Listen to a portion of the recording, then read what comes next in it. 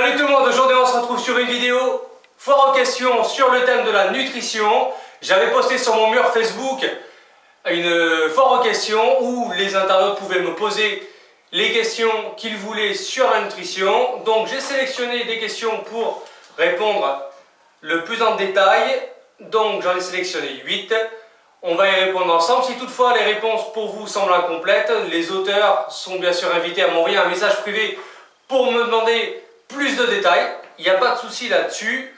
On est parti pour la première question de Julie.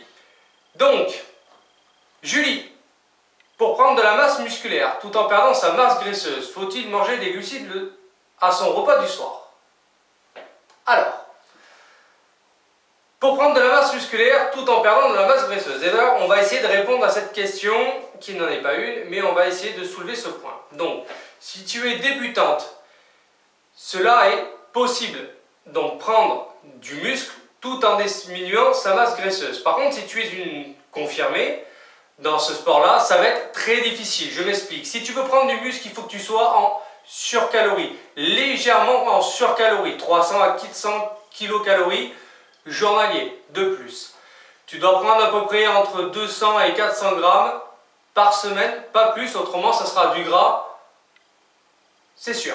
Donc, si tu es débutante, tu peux faire les deux. Par contre, si tu es confirmé, tu ne pourras pas faire les deux. Tu seras obligé de passer par une prise de muscle et ensuite perdre l'excédent de masse grasse que tu auras pris pendant cette prise de muscle. Donc, faut-il manger des glucides à son repas du soir? Donc, cela dépendra de toi. Chaque personne est unique. Je m'explique. Si tu vois que tu prends trop de poids et que tu t'entraînes dans l'après-midi ou dans le matin et que le soir tu prends des glucides et que tu prends trop de poids, 800 à 1 kg par semaine, réduis ta dose de féculents le soir, voire enlève-les. Par contre, si tu t'entraînes le soir, mets toujours ta dose de féculents le plus près possible de la fin de ton entraînement. Donc, si tu t'entraînes à 19h30, tu finis à 21h. Profite de cette fenêtre anabolique qu'on connaît tous après l'entraînement et là, mets une dose de glucides conséquente sans non plus y aller à outrance. Donc, oui, tu peux manger des glucides le soir, il n'y a pas de souci là-dessus si ton entraînement est le soir. Autrement, mange le plus léger. Question de Céline. Bonjour, j'aimerais prendre 3 à 4 kg de muscle. C'est quand même pas mal. Je fais 1m70 et 56 kg. Ok, tu fais de la musculation chez toi depuis plus de 2 ans. Mais tu as peur de prendre du gras et ne pas le perdre. Comment faire?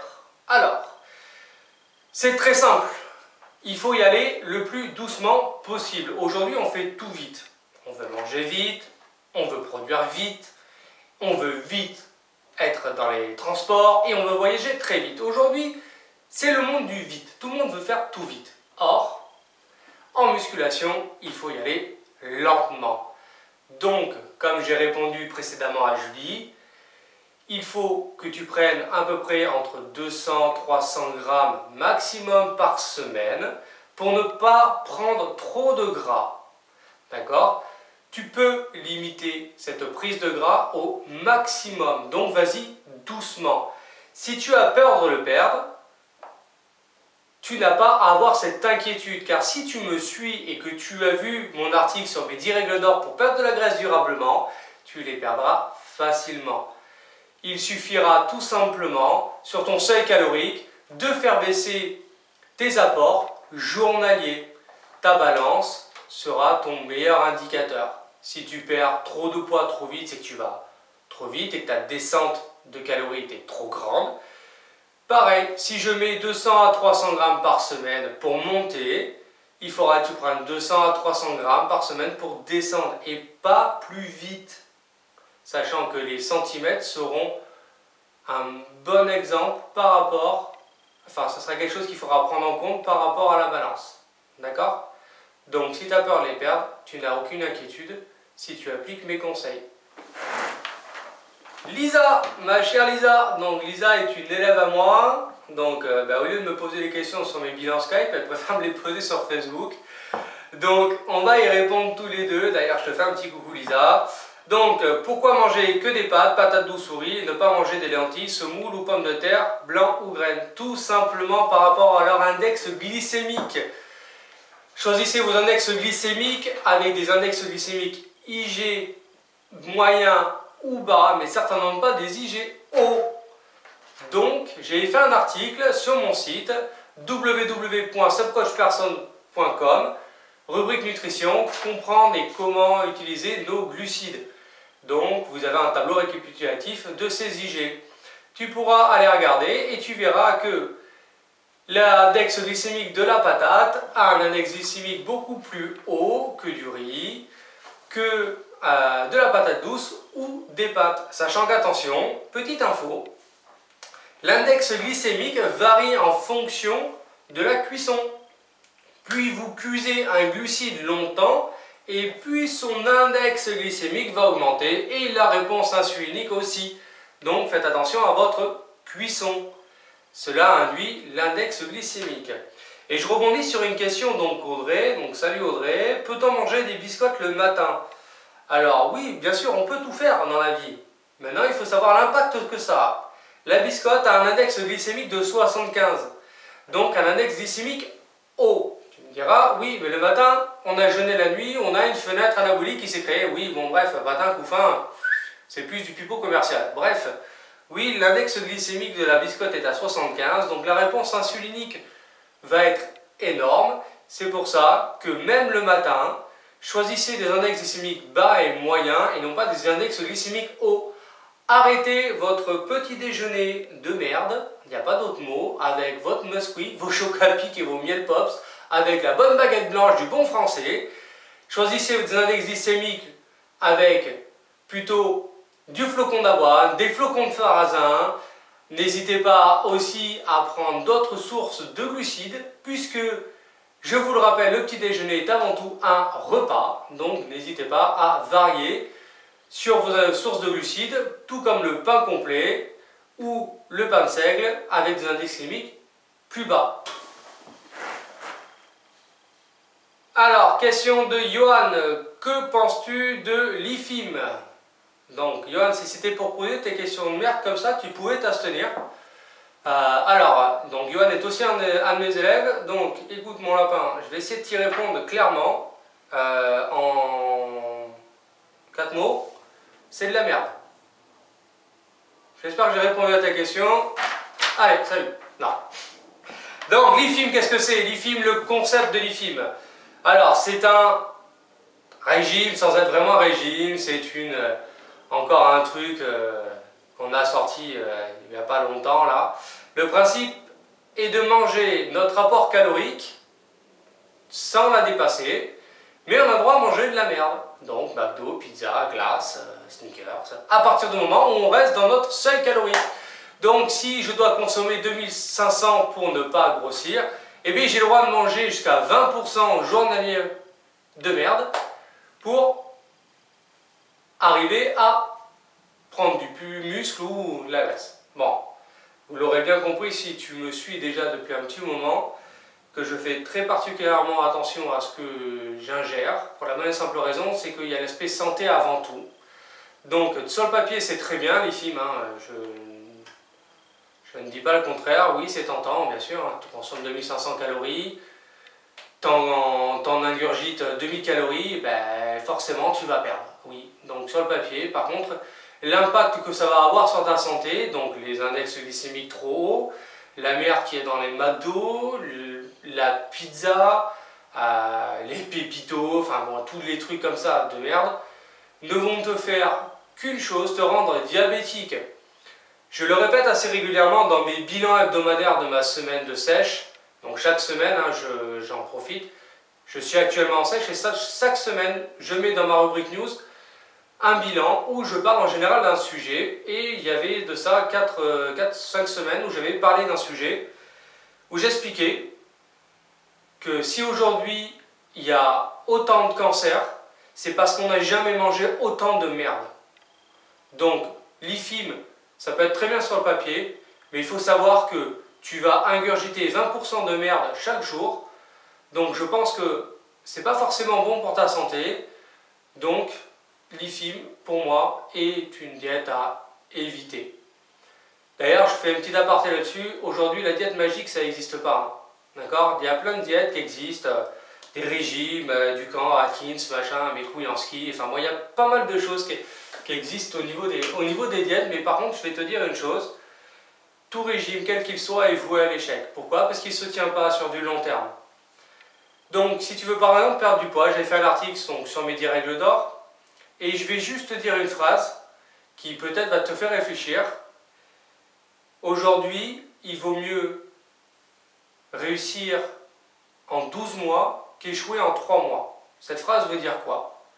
Aujourd'hui, on veut tout faire vite. Il faut perdre du poids vite, il faut aller vite, il faut voyager vite, il faut manger vite. Voilà. Donc aujourd'hui, on est dans le monde de la vitesse. Sauf que les régimes, on va très vite au début, et puis après le métabolisme se bloque, et ça se gâte, et après c'est le merdier. Et après on appelle un coach. Donc, juste une aparté, je suis anti-régime, je n'aime pas ça. Je ne fais pas de régime avec mes élèves. Je fais ce qu'on appelle une éducation alimentaire. Donc, j'éduque mes élèves à perdre du poids durablement ou à prendre du muscle durablement, tout simplement en y allant lentement et en inculquant une hygiène de vie. Donc, arrêtez avec vos diètes de l'espace, l'IFIM, la diète, machin, mes couilles en ski. Arrêtez vos trucs, ça ne marche pas. Certaines marchent, mais elle ne se tient pas sur du long terme. Par exemple, je vais faire une diète cétogène cyclique très prochainement. C'est une diète qui ne se tient pas, mais par contre qui aide à finaliser une sèche. Voilà, yo, j'espère que j'ai répondu à ta question. Maintenant, si pour me poser des questions comme ça à la con, à la limite, attends nos bilans et je te répondrai un petit peu plus ouvertement. Allez. Question d'Angelina. Ça consiste en quoi la sèche et dans quel cas faut en faire une? Combien de temps ça dure? Merci. Déjà, merci à toi d'avoir posé cette question. Je vais y répondre de la plus simplement possible. La sèche, c'est tout simplement une perte de gras et non pas une perte de masse. On ne perd pas du poids. Ce qu'on veut, c'est virer du gras tout en conservant notre masse musculaire. Voilà le principe de la sèche. Combien de temps elle doit durer? Tout dépendra du point de départ, Angelina. Si tu as un départ avec un body fat, un taux de masse grasse de 20%, forcément ça prendra plus de temps que si tu n'avais que 12%. Donc faites des prises de masse propres, des prises de muscles et non pas des prises de gras. Je déconseille de faire des sèches chaque année. Faites-en tous les 2 à 3 ans. Une prise de masse doit se faire sur du long terme. Comme je vous l'ai dit dans la question d'avant avec Johan, allez-y doucement, prenez 2 à 300 grammes sur des prises de masse par semaine, ça suffira largement. La sèche doit aussi être lente, donc ne comptez pas perdre 10 kg en un mois, mais plutôt en 3, 4, 5 ou 6 mois. Évitez d'aller dépasser les 6 mois, la sèche est éprouvante pour le corps, c'est très dur à tenir. Exemple, là actuellement je suis en sèche, je peux vous dire que je fais des entraînements pourris. J'ai plus de gaz, je suis fatigué tout le long de la journée, je suis irritable. Donc c'est difficile pour l'organisme, donc évitez de les faire puisque c'est une perte de temps. Si vous prenez 6 mois pour prendre du muscle et que vous faites 6 mois de sèche derrière, en gros, eh bien, vous perdez votre temps. Faites une prise de masse sur 1, 2, 3 ans et après descendez votre masse grasse en excédent pendant 4 à 6 mois. Alors, question de Greg. Peut-on remplacer les légumes par la bière? Alors, si c'est pour me poser des questions comme ça, c'est pas la peine. Donc, tu connais très bien ma réponse, c'est non, la bière c'est une saloperie. Donc, ne buvez pas d'alcool. En général, j'ai sélectionné cette question par un côté humoristique, mais je vais y répondre un petit peu. Évitez toute absorption d'alcool, surtout l'index glycémique de la bière. Un index glycémique monstrueux, donc évitez au maximum cet alcool. Si toutefois vous devez avoir un alcool, préférez les alcools distillés tels que le whisky ou le rhum qui ont un impact glycémique un peu moins grave. Attention, l'alcool est très calorique et plus calorique que l'huile. Donc attention à votre consommation d'alcool, bien sûr je le déconseille fortement. Maintenant, si on a envie de boire un verre, autant pas se priver non plus. C'est les excès qui font surtout beaucoup plus de dégâts. J'espère Greg que je t'aurai répondu à ta question. Et maintenant, si tu peux éviter de me poser des genres de trucs comme ça me ferait plaisir. Allez, je t'embrasse. Question de Sandra. Donc, salut Sandra. Donc, doit-on prendre des compléments style whey, etc. pendant une sèche? Alors, pourquoi une sèche particulièrement? Je ne sais pas. Tu peux prendre des compléments alimentaires, que ce soit pour une prise de masse ou une sèche ou... voilà, enfin, je ne vois pas pourquoi sèche ou prise de masse. Hein. Tu peux prendre des compléments alimentaires pour ce que tu veux. Et est-ce que tu es pour ou contre les compléments? Donc, moi, je suis pour les compléments. Pour la bonne et simple raison, c'est que c'est pratique. Attention, les compléments, donc d'où son nom l'indique, c'est une complémentarité à déjà une hygiène de vie avec une diète, quelque chose de propre. Hein. Il faut savoir que les compléments, il n'y a rien de magique, c'est pratique, c'est tout. Exemple, je prends l'exemple de la whey. Je n'ai pas le temps de faire une collation à 4 heures, je sais pas, je suis en speed, c'est le bordel, c'est le merdier, je suis au boulot, j'ai pas le temps, paf. Allez, mais je prends mes amandes, hop, je les grignote, je prends mon shake de whey et puis je fais autre chose. C'est côté pratique. Il faut savoir que le complément, on a été chercher des aliments, enfin des nutriments essentiels dans déjà une alimentation à proprement dit. Donc les acides aminés qui viennent des protéines, on a été chercher donc du guarana, du curcuma, du piment donc pour faire des brûleurs de graisse. La whey c'est de la protéine de petit lait, hein, donc c'est pas, il n'y a rien de dopage ou quoi que ce soit, on le vend déjà cette connerie qu'on entend de partout, complément égale dopage. Non, complément est une complémentarité à une alimentation déjà saine. Donc oui, je suis pour les compléments, bien sûr. Ce n'est pas obligatoire, mais sera un petit plus dans ta progression. Il faut savoir que les compléments sont surtout basés sur la récupération. Maintenant, il existe plein de vidéos que tu pourras voir sur les compléments. Donc, notamment Juanito et Christophe Bonnefond, que je salue au passage dans ma vidéo, ont fait de très belles vidéos là, sur les compléments alimentaires. Donc allez checker les chaînes de Juanito et de Christophe Bonnefond sur la Facebook. Ils ont fait des petits teasers, hein, des petites vidéos sur la whey, les glucides, les brûleurs de graisse, tout ça, c'est intéressant. Rudy aussi en a parlé beaucoup dans ses vidéos, d'ailleurs aussi je te salue Rudy, salut. On a beaucoup parlé dans ses vidéos sur les compléments alimentaires. Donc je ne vais pas répéter ce qu'ils ont déjà dit, allez checker leur chaîne.